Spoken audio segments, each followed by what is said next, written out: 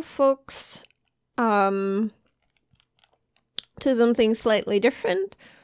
It is the height of the second wave, hopefully, of the COVID-19 pandemic. We're all at home.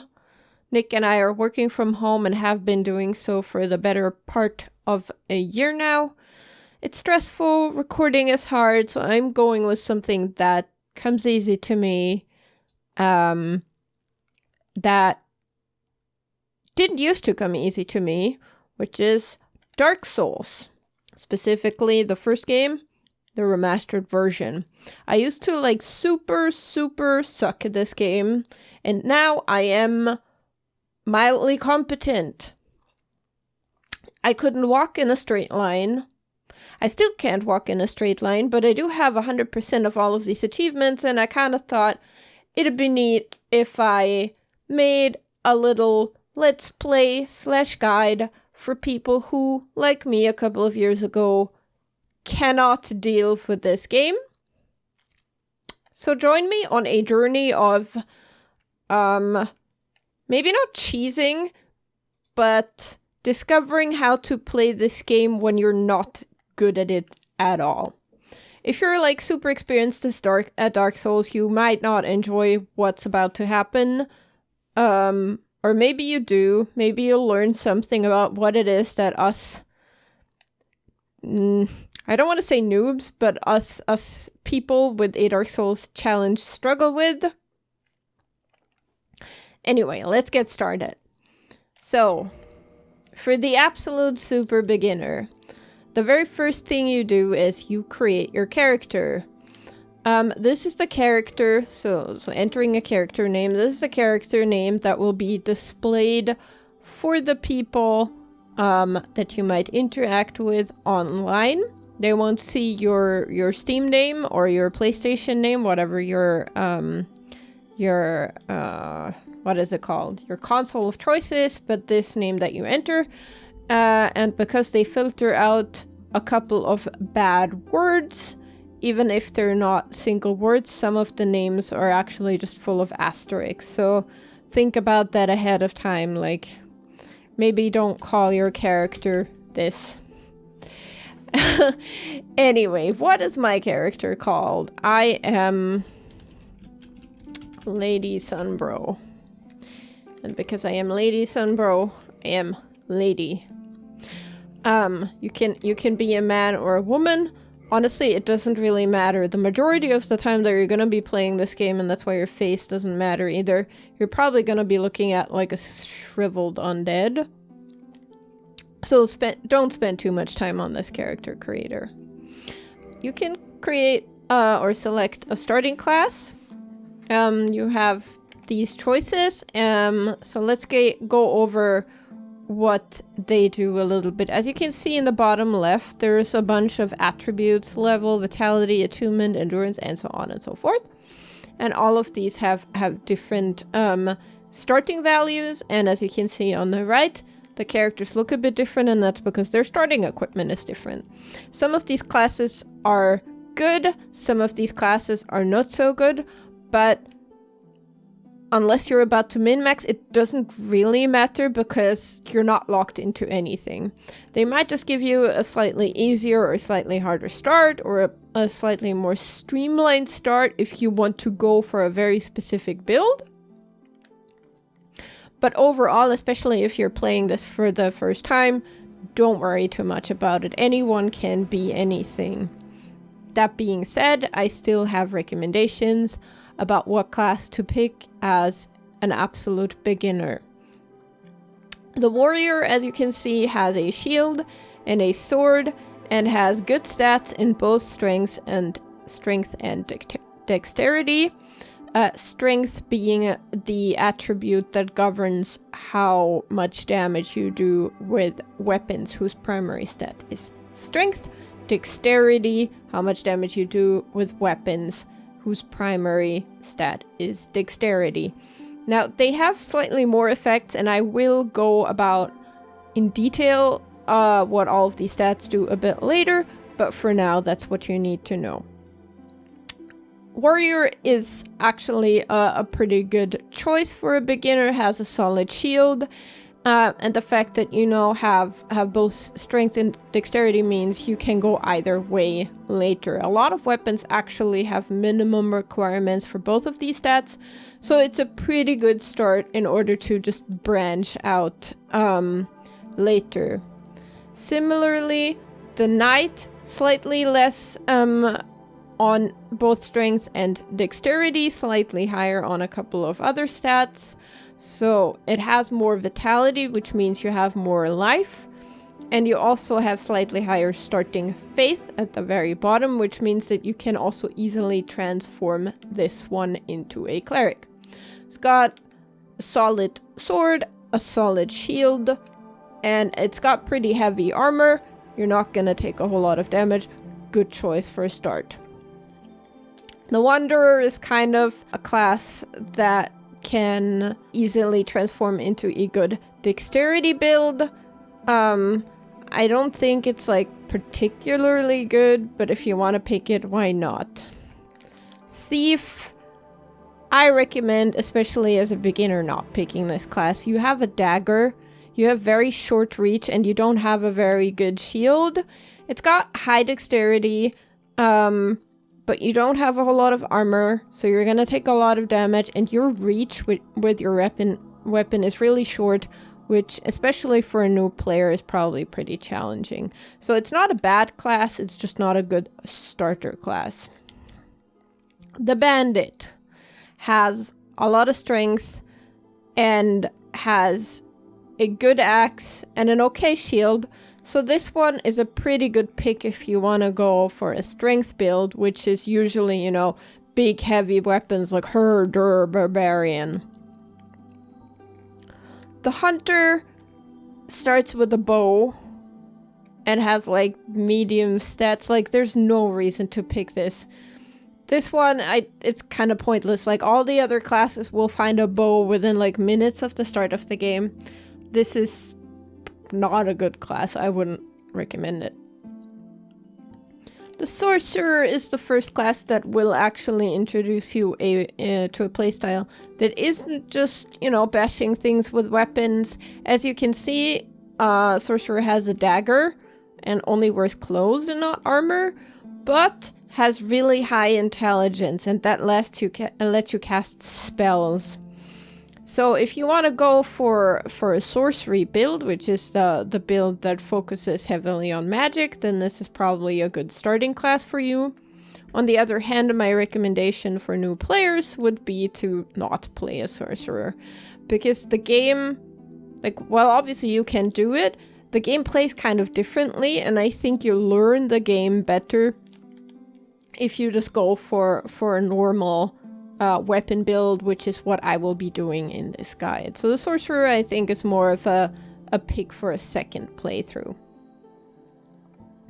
Pyromancer, on the other hand, I do think is a good starting class, because you start at level 1, so the lowest starting level, which means that you will be having the highest degree of freedom in where you distribute your stats, because as you can see, all of the stats are actually pretty evenly distributed. The Pyromancer does start with a Pyromancy Flame that lets you hurl fireballs and things like that at your enemies, which is actually pretty good because all of the other classes won't find that item until way later in the game. And Pyromancies, so your fire spells, do not scale with a stat. So that means you can use them at the same level of efficacy as a pure strength build that just happens to cast fireballs, as you can if you were a sorcerer. So it's just, you can do all of the weapon things, but you can also hurl fire at people, which I think is pretty neat, especially in the early game. The Cleric starts with a bit higher stats in Faith, which is what you need to cast Miracles, which is the kind of spells that the Cleric uses. Miracles are more support spells. You can heal yourself out of combat, you can buff yourself a little bit. So this isn't like a sorcerer, a pure spell casting class. It's mostly going for a strength build, but also buffing and supporting yourself, occasionally healing yourself. So this is still a weapon build, but you have some support spells.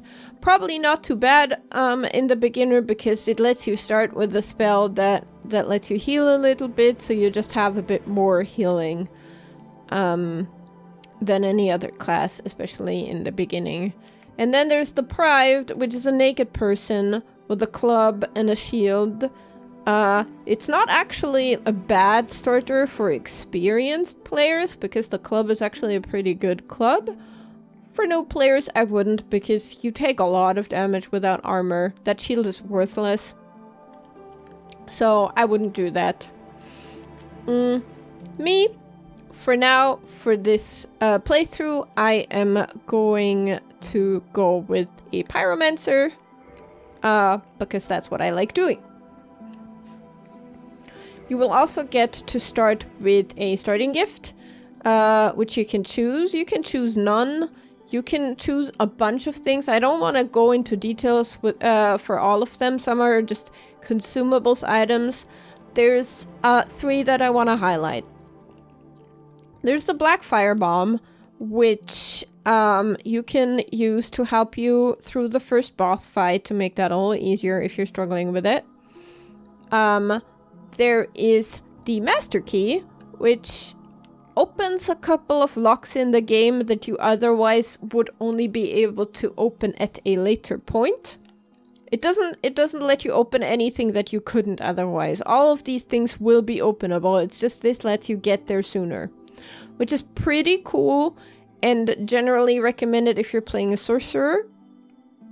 But honestly, for beginners, I would advise not to take this, because it lets you access areas a bit too soon that maybe you shouldn't go to yet. They'll be too hard. And there's the Old Witch's Ring, which I am about to take, which has absolutely no gameplay effects, but it has a little lore thing, and I just like it, so that's what I'm picking here. Now, you can see in the bottom here, can I even change any of that? No, I can't. But you can see the equipment that your character is going to have without having played the game and having experienced what these symbols mean. That doesn't really tell you anything. So I'm just going to pick a face, which isn't going to matter. I don't know, I'm going to be a Thorland cleric. My hair is going to be a ponytail. And my hair color is gonna be dark purple. And oh yeah, physique. What's my physique? I don't know. I'm large. Okay. And I'm done. Let's start the game. You're gonna start with a cutscene, which I suggest you guys watch. I'm gonna skip it here for the purpose of this video, but I suggest if you're playing this for the first time that you watch it and listen, because the Dark Souls story is not told to you in a straightforward way. You learn through it to listening through these cutscenes, listening to dialogue with NPCs, and reading item descriptions.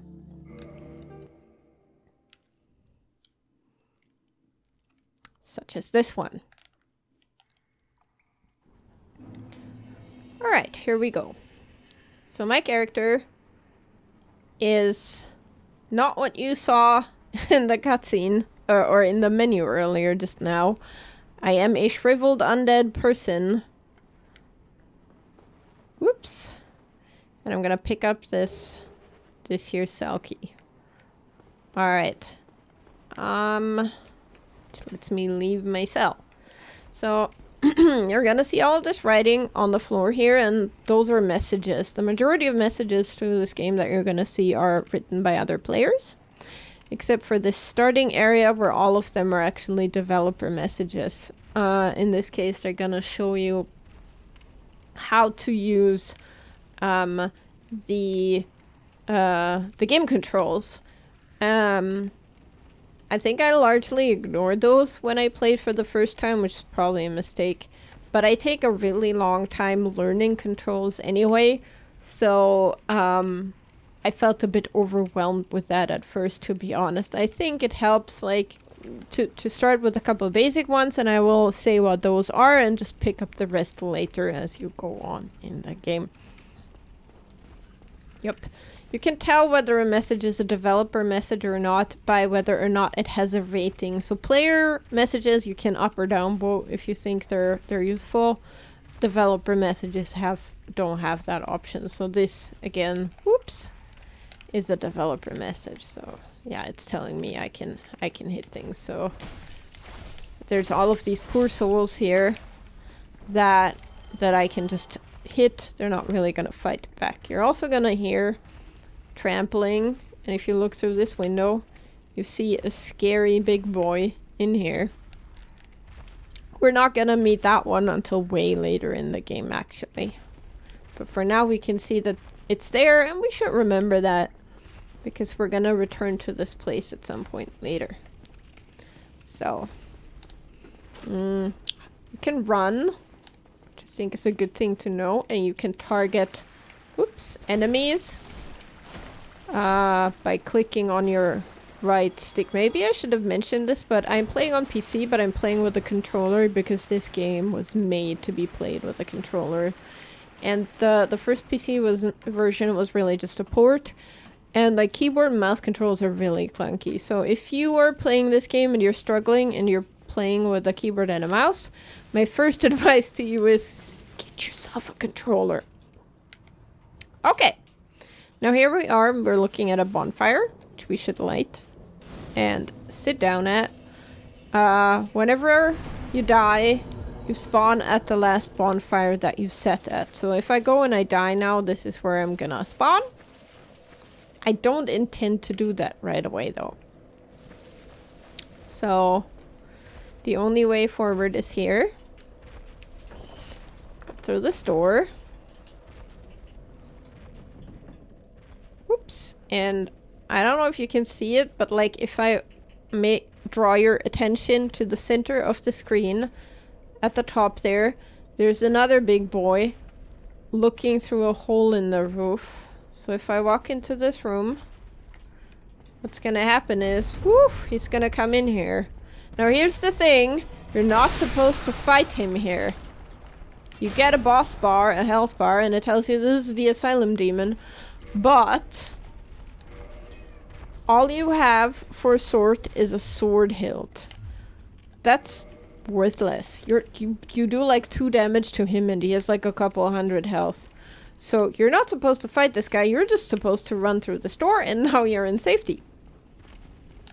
And there's even another bonfire right here.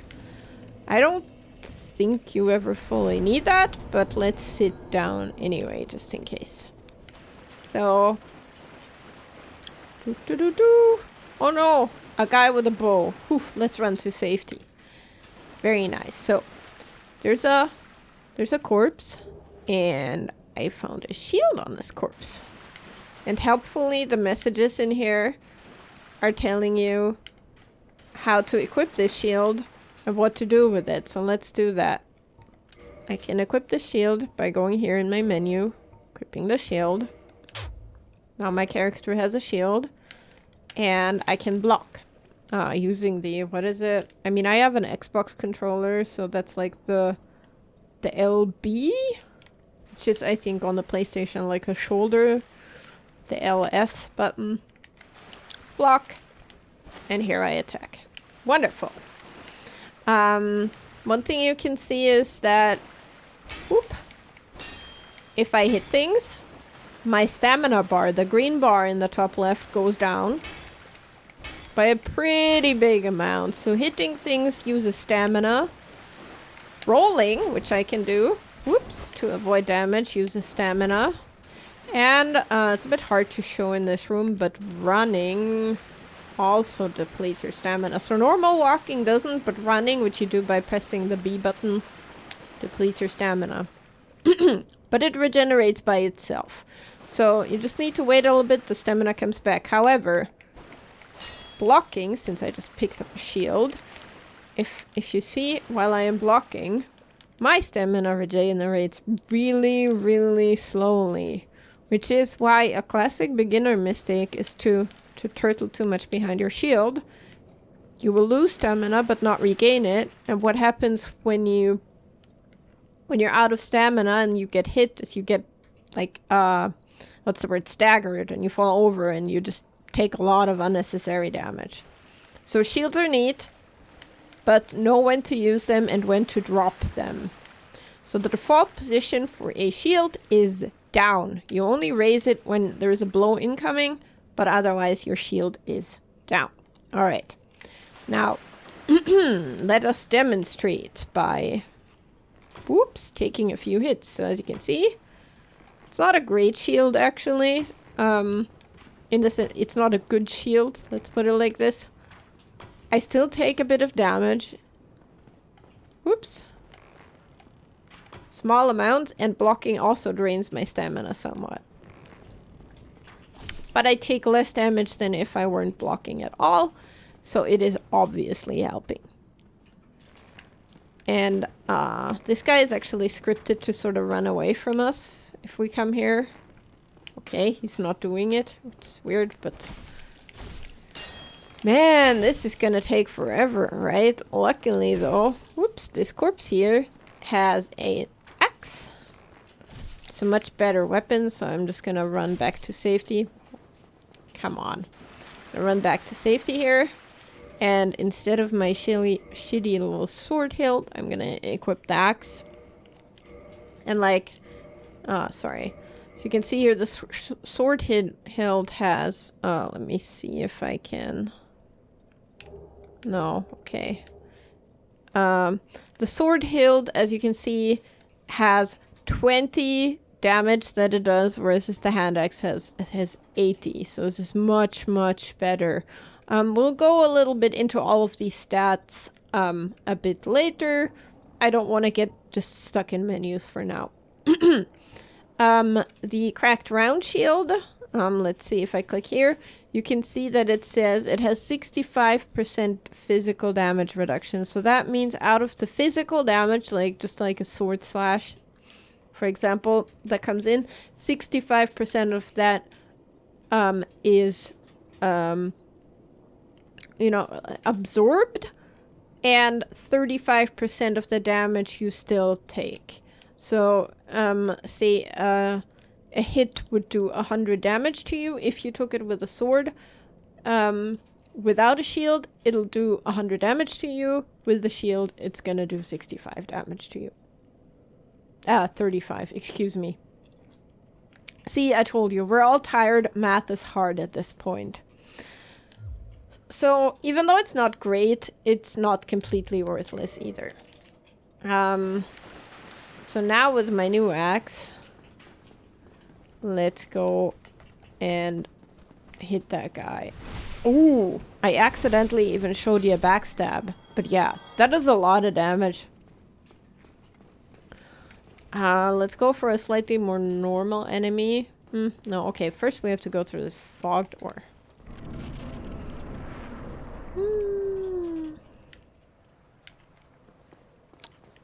Okay. Now we're looking down at this courtyard where this bonfire was, where I walked in earlier, but now we're up here. In there, let's see if I can actually look through this. Look, there's a guy in there. That's the guy that threw the cell key to us in the cutscene that I skipped earlier. Let's see if we can talk to him. We cannot. Let's go down here first and open this door to the bonfire and actually sit at the bonfire. You're about to see that all of my health is back to maximum. What happens when you rest at a bonfire is that your health gets fully restored, but all of the enemies that you killed, with the exception of bosses and a couple of special enemies, are gonna respawn. And we're gonna walk up here and whoopsie! That's a trap. But now we can go and talk to this dude in here, so we should be doing that. Again, for the purpose of speed for this Let's Play, I'm gonna skip the dialogue with him.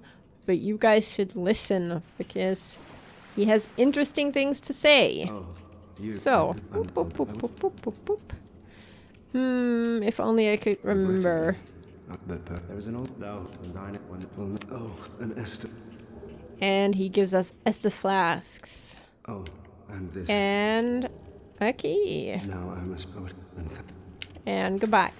So he gives a key. The key lets us open this door up there.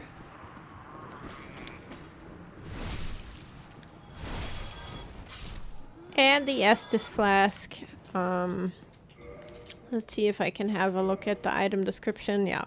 Filled with Estus at bonfire. Heals HP. So that heals our health after we've taken damage. Oops. So I've jumped down here twice. I've taken a bit of damage. If I use the Estus flask, gonna use up one pip of Estus flask, but I'm gonna restore my health. Resting at the bonfire. It's gonna restore my Estus back to 5. So those aren't consumables that are gone forever, but you use up your Estus flask, and you'll have to get through to the next bonfire with however many Estus you have at the time. Currently at 5. Later I'm gonna be able to actually increase that amount by a little bit. So let's deal with this dude and proceed forward. Now these guys here, these dudes, they're not really dangerous by themselves. As you can see, you can dispatch them pretty quickly. But the rule of thumb in Dark Souls is to like never ever underestimate any enemy that you meet. The danger for these guys is if they gang up on you, if there's too many of them, they can stun you pretty quickly and then you take a lot of damage. So there's 3 of these guys and you shouldn't fight them around the corners. You should bait them into coming here. Dark Souls enemies are actually often, especially on the first game, are actually kind of slow, and the best thing you can do in order to learn how to deal with them is to observe how they move. Don't rush in and start swinging wildly, but rather like drag your enemies back somewhere safe. I mean, I'm being overly cautious here. I'm just showing you the general principle and also not hitting them while I'm talking. But you should see, when are they swinging, how are they moving, what do they do when you're far away, what do they do when you're right next to them. When would be a good moment to hit them? Because your swings take time, right? And then you have to recuperate sort of between swings. So you don't want to be hit while you're in a vulnerable position or something. So just watch what enemies are doing, take your time. And then hit them. For example, this guy. Come on, do your swing. 1, 2. Oh, see, you don't want to be hit by that. But now he kind of takes some time after that to wind down from that. And that is a perfect spot to hit them. Now again, to reiterate, these guys aren't actually dangerous. But I do want to demonstrate the general principle. So.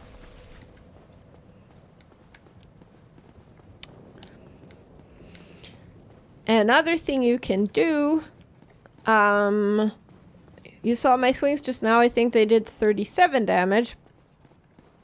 Another thing you can do is backstabs, and I accidentally showed you that earlier. I'm gonna demonstrate on this guy, because I assume it's a he is shooting a bow, and that makes him kind of slow, so you can easily sidestep his attacks or catch them with your shield.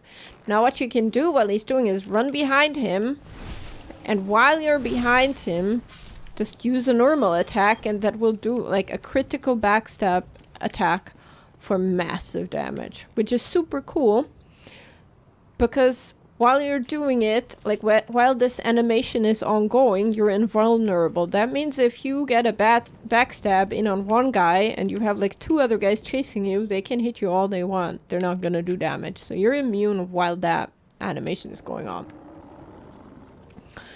Here is a guy that teaches you something else, which is the kick mechanic, I think. Because he has a shield And he's gonna keep that shield up.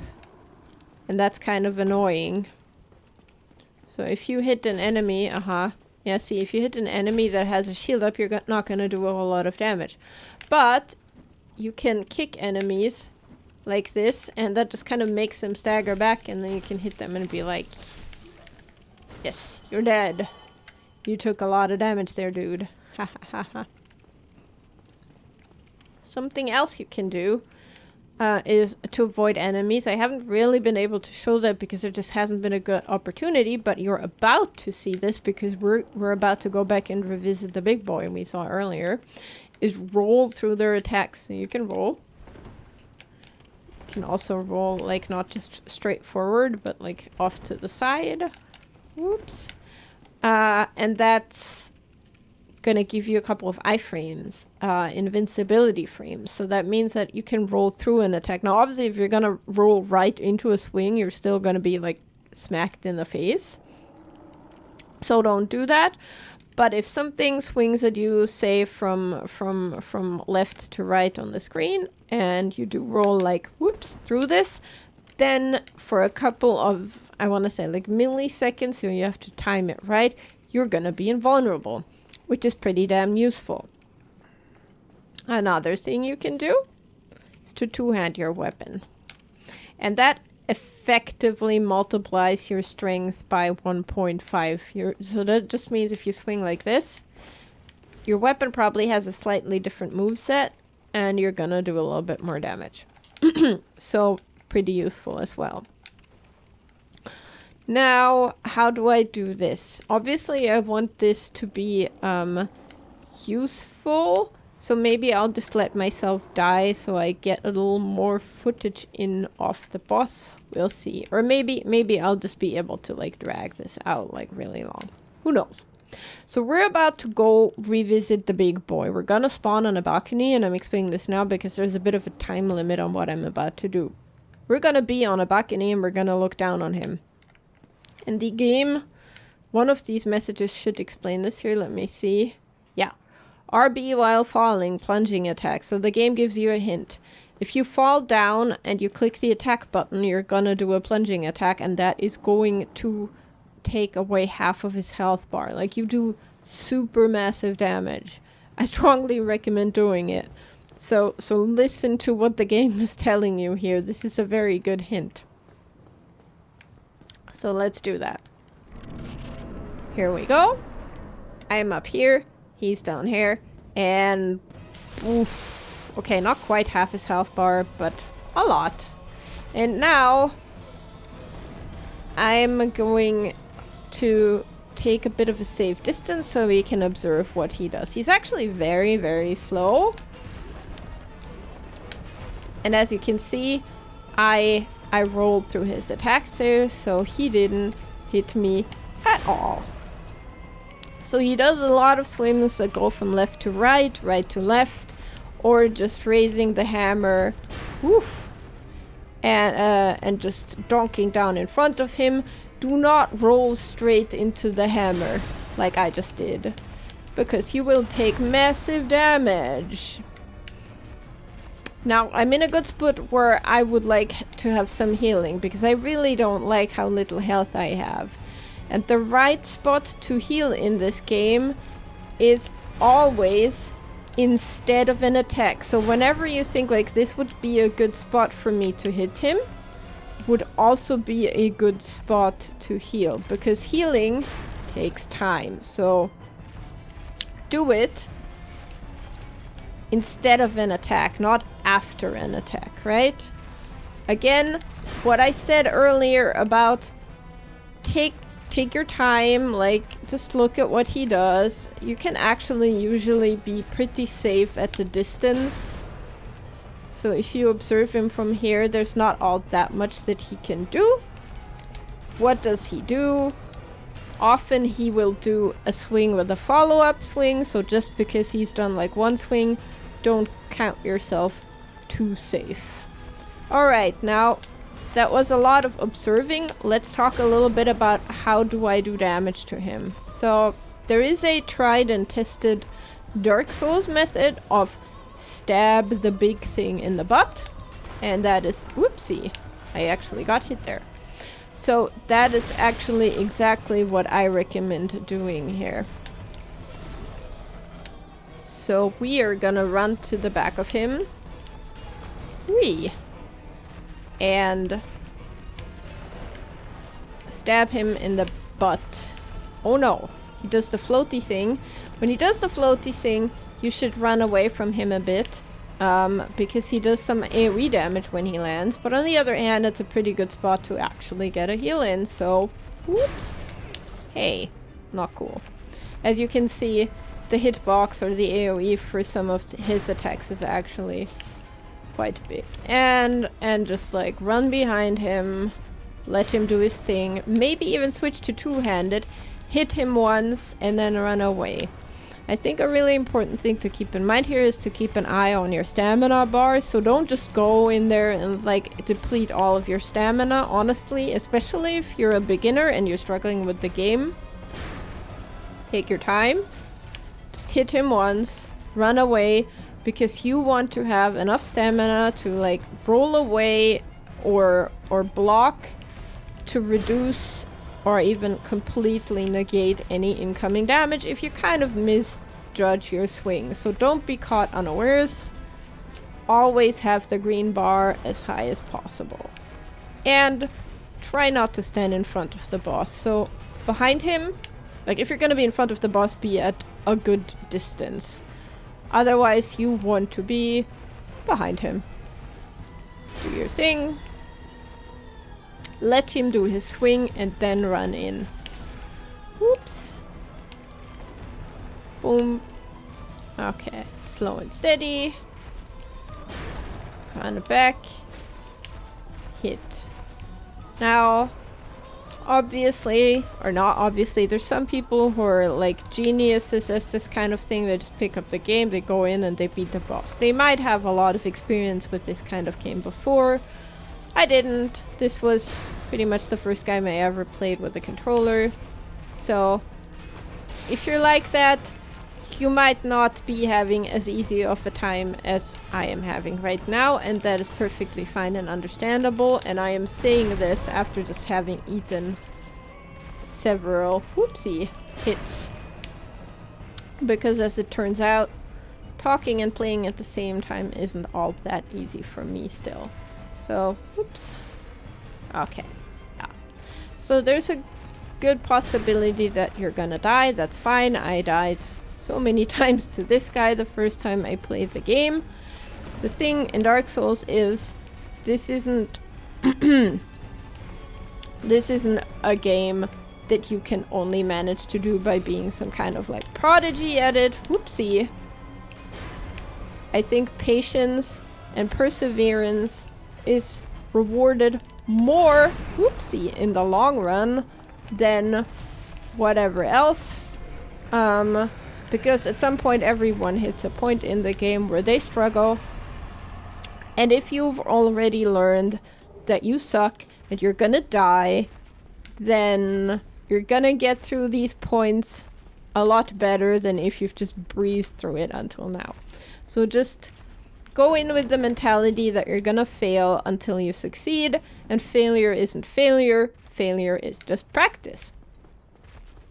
So, once you've beat the boss, you get a key, and I believe a humanity. Unfortunately, I was still in the middle of explaining something else, so I don't fully remember, but I think it's you get the key to this door, and you get a humanity consumable item. And, that lets you go through this door, and whoopsie, not quite yet. If you walk out here, you'll get a really nice view of, I guess this is Lordaeron. Kind of looks like my home country of Austria a little bit from here. Man, do I miss mountains. Sweden is too flat. Anyway, you'll see a nest over there. A bird's nest. I don't know if you can see. Maybe let me focus this a bit better. So there's a bird's nest with eggs in it. Irrelevant for now. Good to remember for later. And over on this side, you can carefully make your way over here.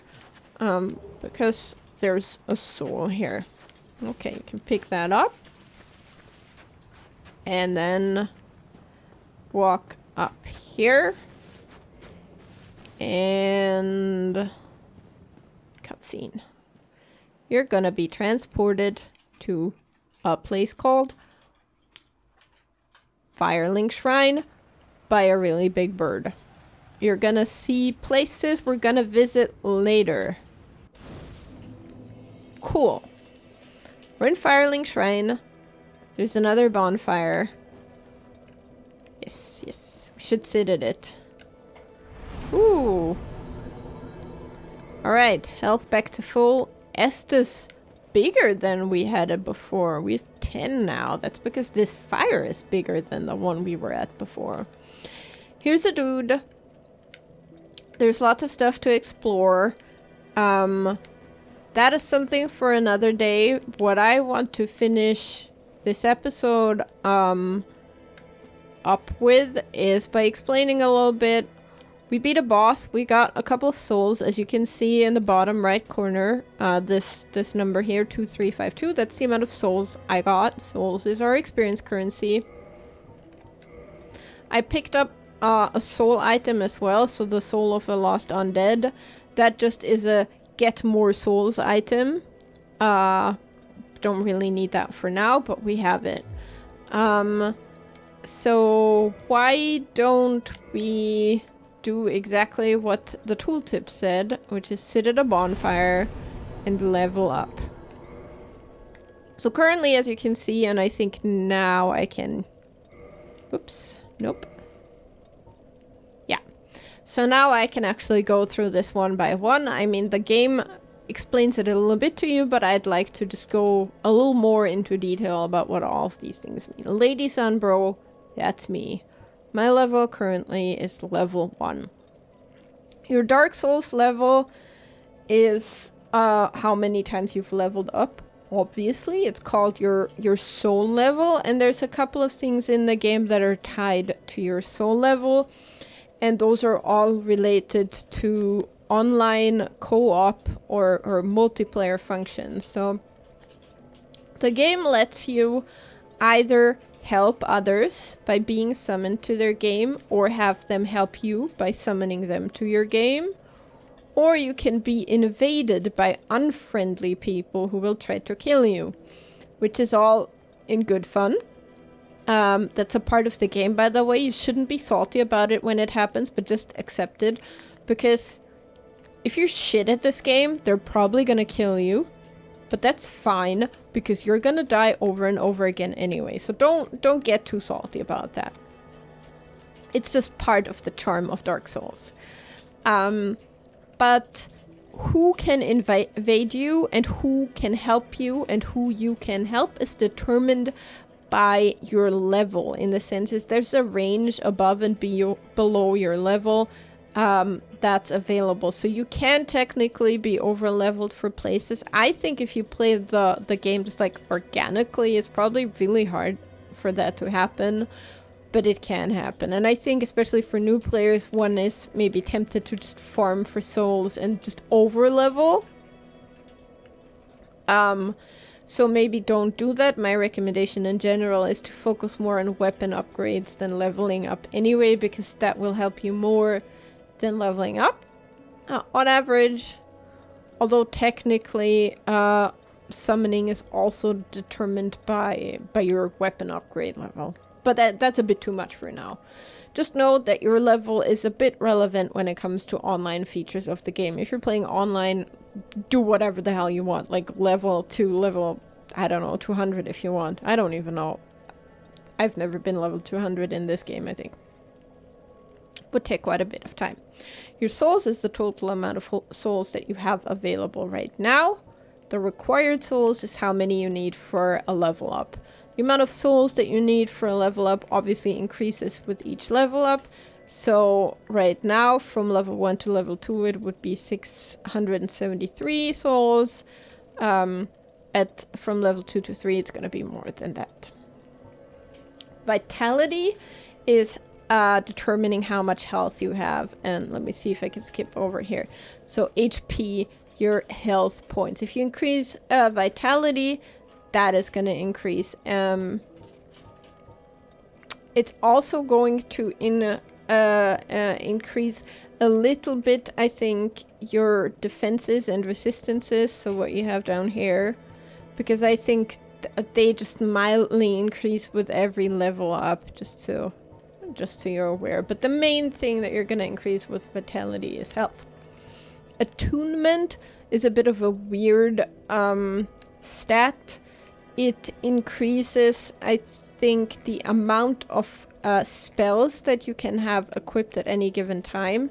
So currently we have 2 slots, which means we can, equip 2 spells that we can switch between. This is obviously mostly relevant for spellcasting classes. For the character I'm going for, which is just a weapon type character, this is something we can completely ignore.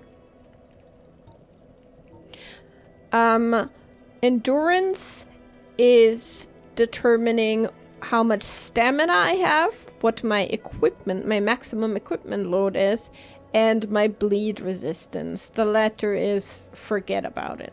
We're not leveling up endurance for the bleed resistance. We are leveling up for stamina and equipment load. The more stamina you have, the more you can block, roll, run. Really important. Equipment load. I haven't really gone over this, but the armor that you wear and the weapons that you wear have a certain weight.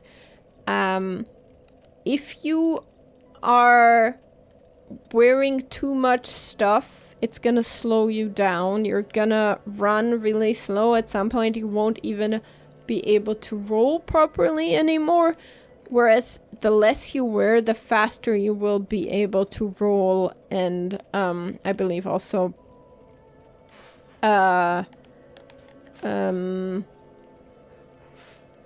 further. Although I'm actually not sure whether that's a Dark Souls 1 mechanic. There are certain breakpoints for it, so it's not really a linear scale, but rather there is, let me see, what's my equip load right now? So currently I have equipped a weight of 10 out of 51, which is good, because if you are above half equip load, so if I were to be wearing, say, 26, I'm just gonna say kilos, because I'm European, then I would be really, really slow. I can't do that right now. I don't have items that are that heavy. Let me see if there's anything I can wear. Nope. I can't demonstrate that yet. I will do that later. But if I were above 50%, I would be slow rolling, or I think it's called fat rolling. If I am below 25%, which I am, I get a fast roll. So that's nice. Okay, cool. So that's endurance. Equip load, really important. Strength, as I already said, determines what weapons you can wear. Some of your weapons have a minimum requirement for either strength, dexterity, intelligence, or faith. And it determines how much damage you do with those weapons, because weapons have a certain stat scaling, which means that the better that stat is, the bigger the bonus you get to damage with that weapon. Same goes for dexterity. That is the what you that determines the damage you do with dexterity weapons. Is also a stat requirement, and what it doesn't say here is that it improves your casting speed. So if you are playing a caster, say a sorcerer, dexterity is actually an important secondary stat for you to level, because the higher that level is up to a certain point, the faster you cast your spells. So keep that in mind if you want to go for a caster.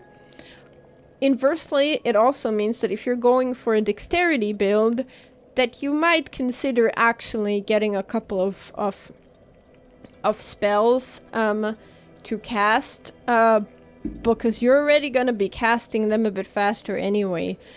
And so why not have a couple of support spells, right? Resistance is useless. Do not level resistance. Just ignore that the stat exists. Like, your armor and everything else will take care of this. pretend it doesn't exist.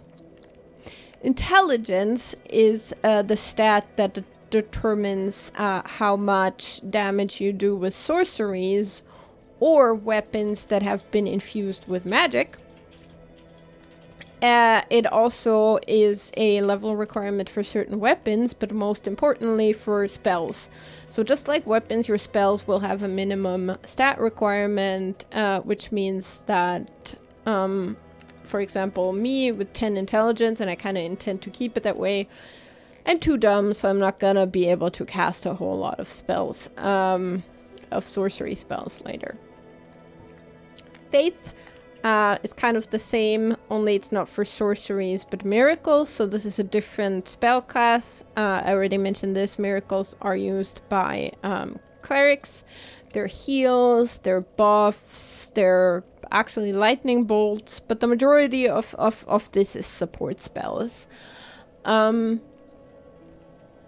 This is, generally speaking, a slightly better support spellcast than sorceries if you're going for the strength build instead of a dexterity build, because miracles are often cast out of combat, so you're doing those to prepare for the next combat or to heal up from the previous combat, which means that your cast speed doesn't matter, so you don't need dexterity for this as much. So often when going for a faith build, you will be going for strength as well, or if you have your strength where you want it to be, you might as well maybe invest a couple of points in faith. Just putting that out there. Humanity is humanity is a bit of an odd concept. This is not a stat you can level, but you can find items called humanity, and sometimes you will, if you kill enough enemies in an area before killing the boss, you will just get so-called soft humanity. You can see this number in the circle next to my health bar on the top left. It says 0 right now. If I had 1 humanity, that would be where humanity goes. It has an impact. For example, you can use it if you're human. Like, if I had 1 humanity right now, I could spend that to reverse hollowing and look like a human person again, which is a requirement for any form of online co-op. So you can only help other people, be helped by other people, or be invaded by other people if you are human. That means that in this form, if you're not human, you're safe from invaders, you're safe from bad people invading your game, but you also can't ask for help from others.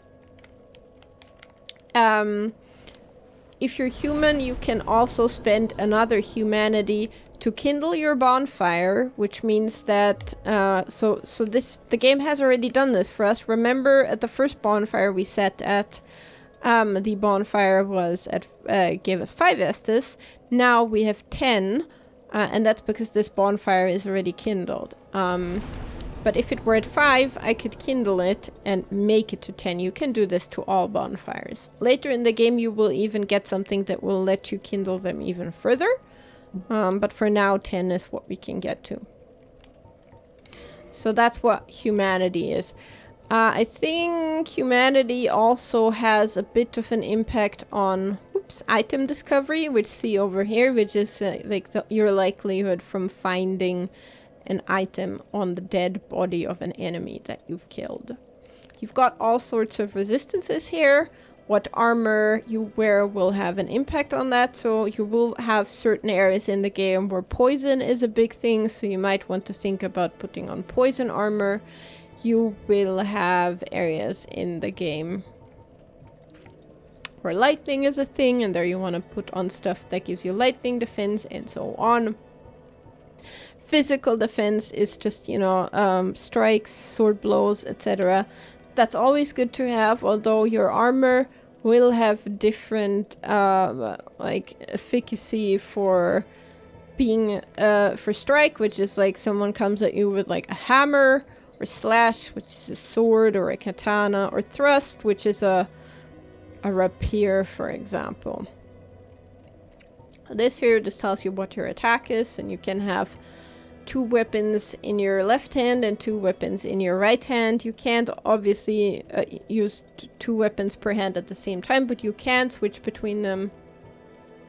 And this will tell you what that is. So these are our stats. I think I went over all of them. If I forgot something, I will cover that later. For now, let's level up. In the beginning, I have very low vitality, very, very low endurance, strength. I don't have a whole lot of anything right now. I said I was gonna go for a strength build. So maybe I'll just put like 2 points in strength.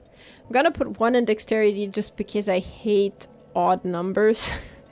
And because I know I'm gonna need that a bit later anyway. So let's level up twice.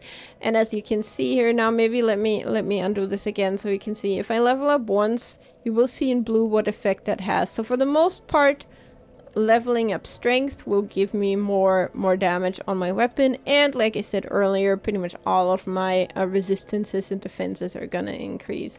But this is the same for pretty much any stat. So defenses will increase no matter what I pick, which is why resistance is pointless, and resistance is futile. But we will not put any levels in resistance at all. If I were to level vitality, you will see my HP go up. Attunement. The thing is, attunement has breakpoints, so 1 level up doesn't automatically give me more slots. But if I spend 2 points, so if I go to 14, you will see attunement slots go to 3. Obviously, I don't want that. Endurance will increase my stamina and equip load, which is nice. Strength increases my strength, my damage with the weapon. Dexterity won't increase the damage with my weapon, and I will show you why in a second. Intelligence won't do anything for me right now either, and nor will faith. But I'm gonna go with 2 points in strength and 1 in dexterity. Here we go. So I have leveled up now. And now I only have 282 souls left. Now let's have a look at why dexterity didn't do anything for my damage. And that's because my weapon... Now let me see. Yeah, I can do the same thing here. My weapon... Oops. Okay, fine. It says here parameter bonus. This is the weapon scaling. So I'm gonna go out of this menu in a bit, but I wanted to point out what it is that you should be looking at here. And it says C for strength, so that arm, that's strength, and the hand, that's dexterity.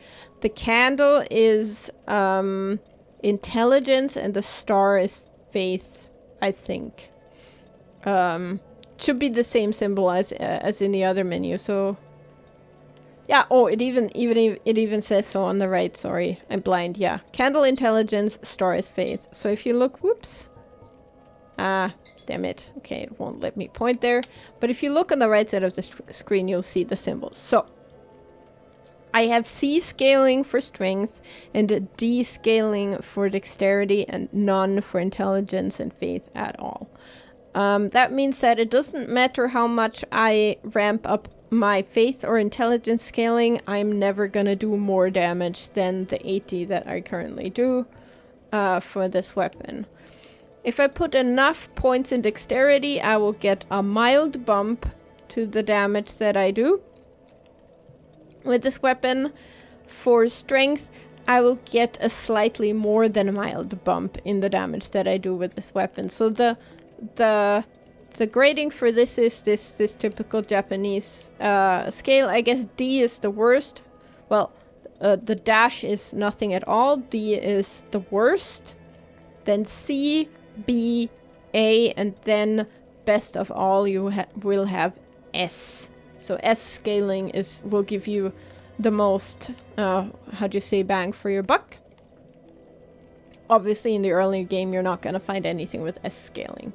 As you upgrade your weapons, you're gonna increase the base damage that they do, and more likely than not, you will also improve the scaling, the stat scaling that you have. So upgrading your weapons not only improves the base damage, but also how much your base attributes ups the damage, which is why upgrading your weapon probably has a bigger result short term than leveling up. So keep that in mind. Now, I've done all I wanted to do for the start. There's obviously lots to explore around here on Firelink Shrine. The game is only just starting and opening up, but that is for another day.